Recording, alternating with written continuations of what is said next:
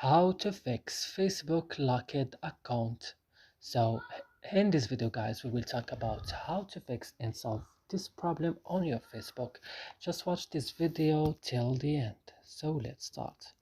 First you have to go and open the settings of your phone, and after this go directly and open apps or applications. Here we will go and open Facebook only. Then go to storage option, click on clear data and click on clear cache also, and go back, click on force stop and click here on appear on top, allow and disallow, and that's it. I hope this video is helpful for you. Don't forget to like, subscribe in our channel, and see you in another video.